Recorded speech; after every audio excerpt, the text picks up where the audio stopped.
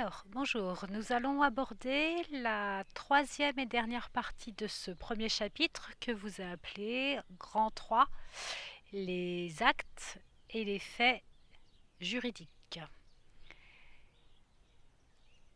Vous pouvez mettre grand A la notion de capacité de la personne juridique. Alors, on entend par personne juridique un individu qui est soumis à toute l'organisation des règles de vie en société.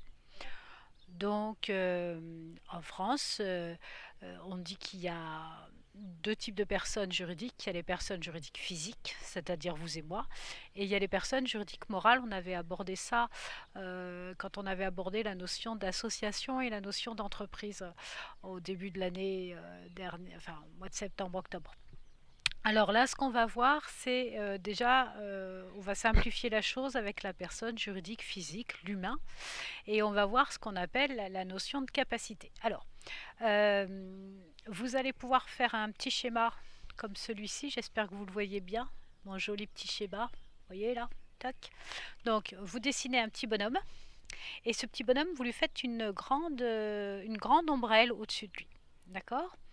Et ce petit bonhomme, c'est-à-dire chacun d'entre nous, sur le territoire français, quand on a une objectivité, on avait vu le droit subjectif et objectif, quoi qu'il en soit, on va avoir une sorte de parapluie au-dessus de nous qui va d'office nous protéger. D'accord.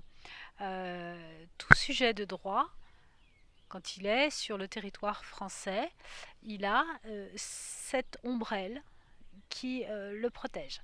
C'est ce qu'on va appeler la capacité de jouissance, c'est-à-dire que tout individu va jouir de la protection du droit. C'est ce qui d'ailleurs a fait qu'on a supprimé totalement la notion d'esclavage, puisqu'un esclave n'avait pas les droits que tout à chacun peut avoir. D'accord. Donc première capacité, c'est la capacité à pouvoir être protégé. D'accord. C'est cette capacité de jouissance. Tout individu va jouir de la protection du droit. Et à partir de quand est-ce qu'on jouit de la protection du droit en France? Eh bien, à partir du moment où on a le fœtus à 3 mois de gestation, il profite de la capacité de jouissance puisqu'il est protégé. On n'a pas le droit de faire un avortement. À partir de 3 mois, c'est une personne juridique. Sinon, c'est un crime. Et il y a simplement des avortements dits thérapeutiques qui sont autorisés à partir de ce moment-là.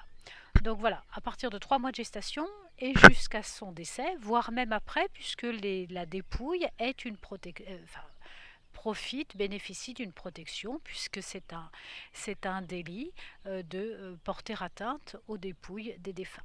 D'accord. Donc voilà, tout au long de notre existence, on a ce grand parapluie au-dessus de nous, c'est la première capacité de jouissance.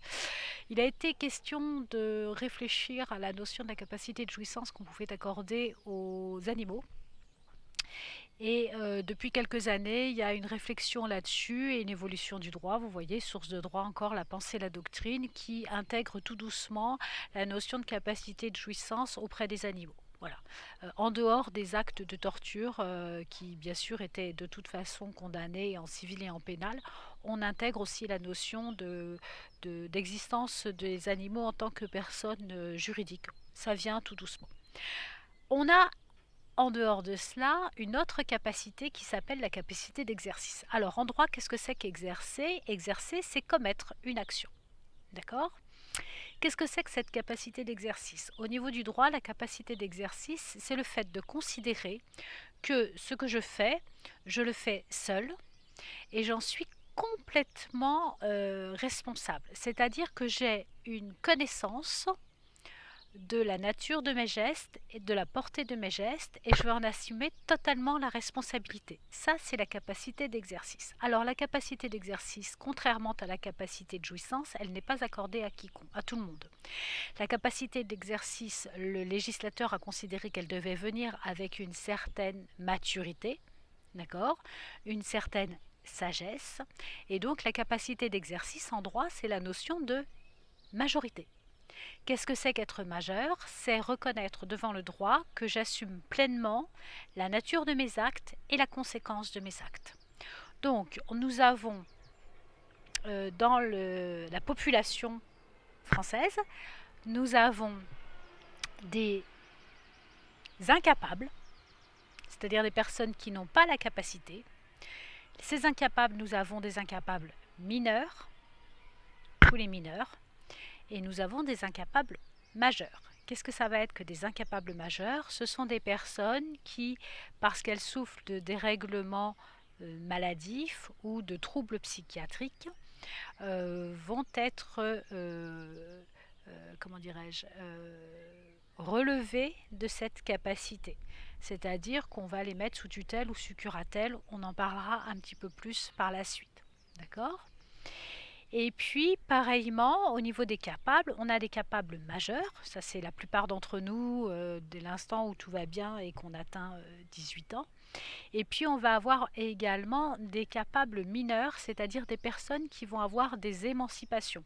Alors, on peut être émancipé à partir de l'âge de 16 ans.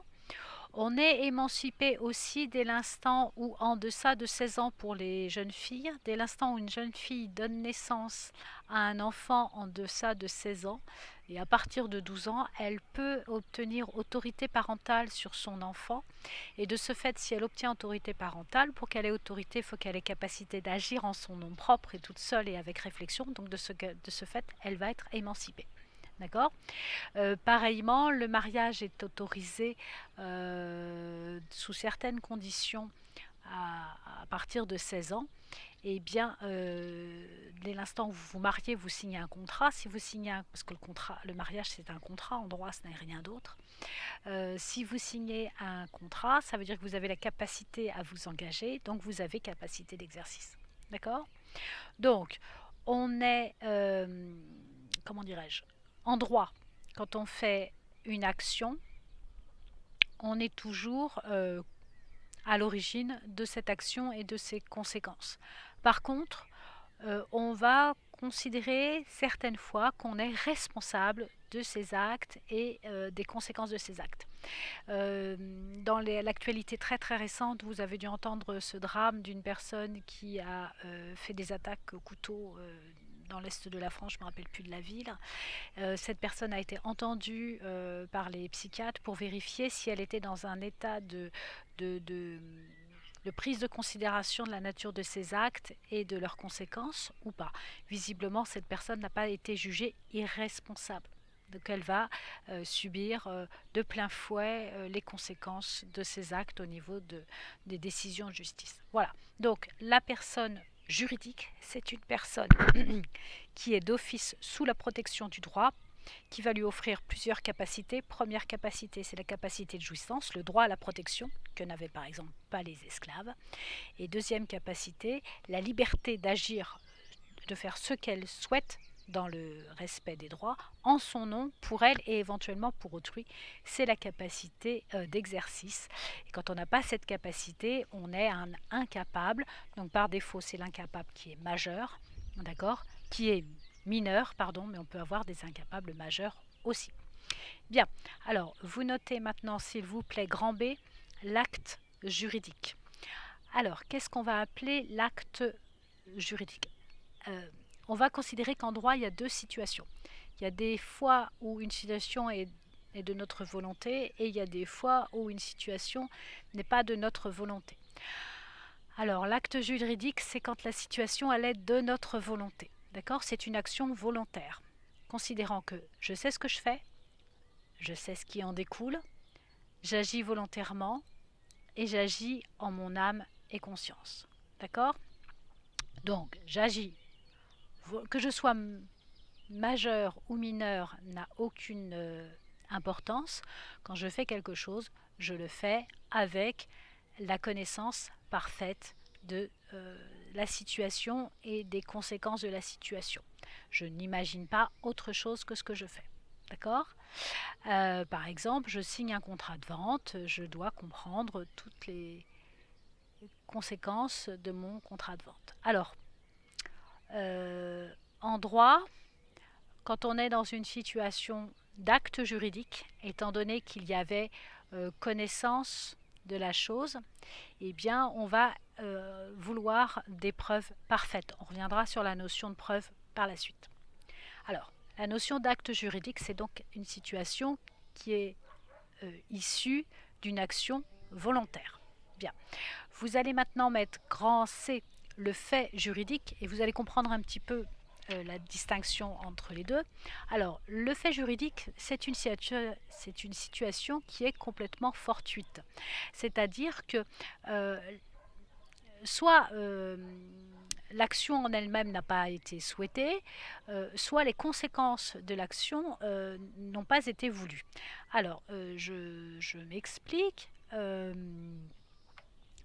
Je croise l'un d'entre vous dans un couloir, on se bouscule parce qu'on était en train de parler avec quelqu'un d'autre, on ne s'est pas vu, et voilà, et vous me faites tomber. Bon, on est dans une situation, normalement, de fait juridique. Vous n'avez pas voulu la situation. Hein.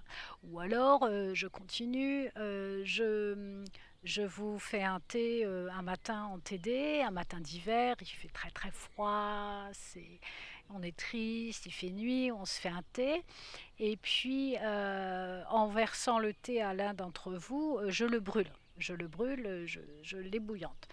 J'ai voulu lui verser un thé, mais je n'ai pas voulu l'ébouillanter. D'accord. Si, je vous assure, je ne suis pas méchante.